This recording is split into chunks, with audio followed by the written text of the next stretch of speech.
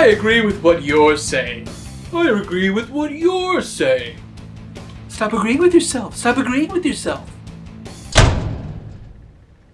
Welcome to Glass Half Full Reviews, where good movies make my day.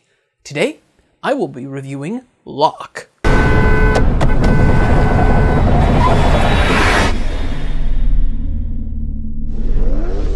Locke is a movie from director Stephen Knight and stars Tom Hardy in the titular role as Ivan Locke. Now, this is an interesting kind of movie. It's experimental, you could say.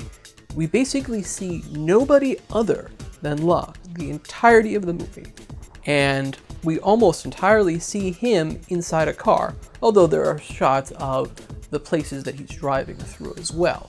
Basically, Tom Hardy plays this guy Locke, a hard-working blue-collar type and a family man, and we see him get into his car and start driving. And then he starts making these phone calls. The movie is basically a series of phone conversations of Locke with various other people. I don't really want to give it away because, let's just say that would spoil it. It would really spoil it. Part of the fascinating aspect of this movie is exactly what happens and how slowly everything is revealed to you. Slowly you start to see what happened. Locke made some kind of mistake in the past, and it's all coming to a head this night, driving from Birmingham all the way down to London, which will take him a few hours. So here we see Locke driving through the night, trying to make right what once went wrong. He made a mistake, and you might say it's an unforgivable mistake. I'm not going to say one way or the other because I don't want to prejudice people who haven't seen the movie yet. But basically he has to call his wife, some of his co-workers. Basically, he has this really important job that's about to happen in the next morning, and he's trying to prepare for it, even though he thinks and suspects that he'll probably be fired before the night is through. And he also suspects his wife won't be happy about what he's doing either.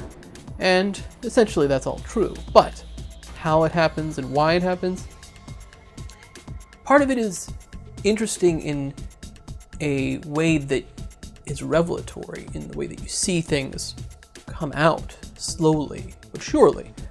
On the other hand, the movie in itself is an ordinary movie. The movie is about an ordinary guy. It's not about crazy circumstances, but it is about terrible ones, hard ones. Locke is in a bad situation, although it is one of his own making. And now he's trying to do something about it. He's trying to make it right. He's trying to use all his reason and rationality, trying to avoid emotion. Of course, as humans, that's not really how we work. So, Locke drives this car, and it's kind of this beautiful nighttime imagery using real traffic, as it turns out. The movie was filmed on the back of a flatbed, so he wasn't actually driving, of course, but it was done very interestingly. And all the phone conversations inside the car were actually filmed inside the car. And that adds this kind of truth to the movie that really comes across. You really get in depth into this thing. I was really impressed by what happened with this movie. It's not easy to have a movie where you just see one person, but I gotta say, Tom Hardy really does pull this off. You know, you're not gonna have a time where you're checking your watch and thinking, no, alright, what's next? What's going on? Instead, you get caught up in it. It becomes a stylistic thing, but it's also really engrossing. You don't know what's gonna happen.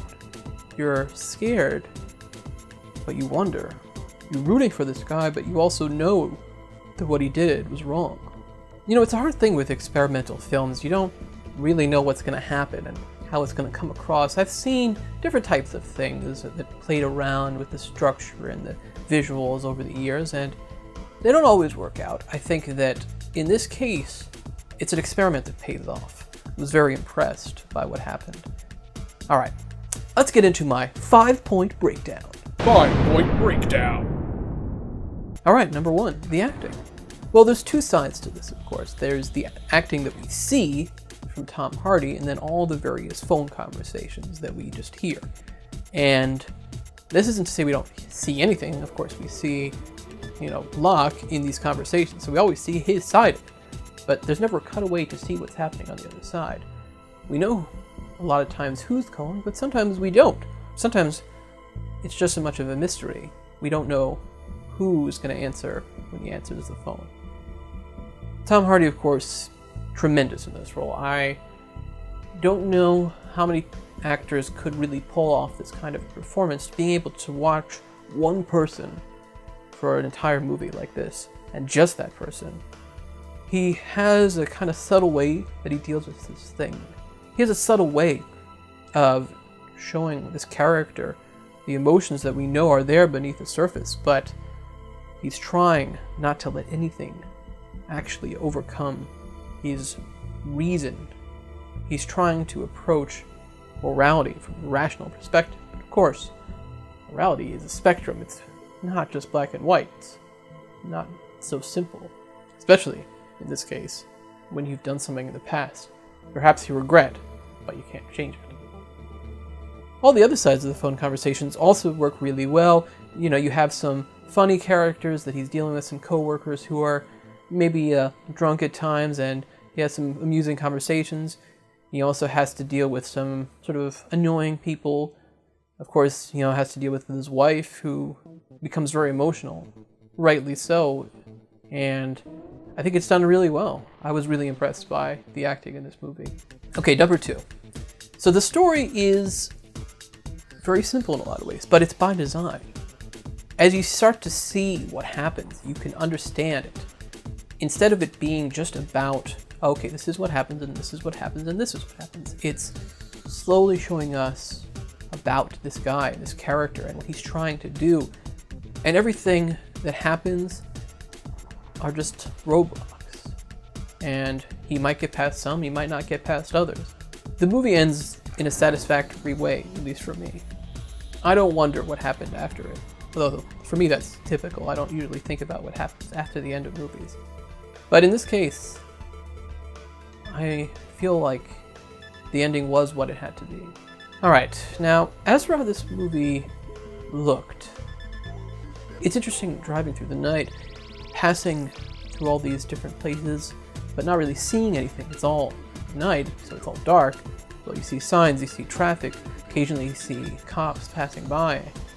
And it's definitely an interesting look. I don't think this movie would work if it was in the day. The way the lighting works here is good. The way there's cutting between the different angles on Tom Hardy and listening to his phone, which he connects to, a panel in the car, it works. There's cuts back and forth between outside the car and inside at times, but most of it is watchable. It works. All right, number 4. This is one of those movies where when you leave at first, you feel kind of conflicted I'm not sure what I saw. But as for me, the more I thought about it, the more I appreciated it, the more I liked it. This was at times a funny movie and at times a heartbreaking movie. But it was a really great movie. And finally, how does it work? Does it matter? I don't know. I don't know that this is going to have any recognition by anybody. I don't know if there's going to be any awards that will take notice. I don't know if it's going to get any serious attention from audiences. But I appreciated what happened here. I appreciated what the studio allowed to happen and what the director tried to do. It all fits together really well. And I like to see this kind of experimental work in a relatively mainstream movie. And, gives more of a chance to more interesting things out there. I definitely want to see more from this director.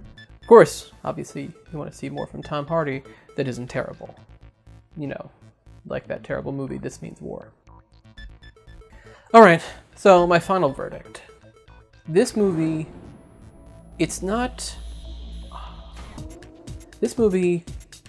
can be difficult at times, but there's nothing brutal about it. At worst, you might feel sad. But I have to say, I recommend this movie. Thanks for stopping by.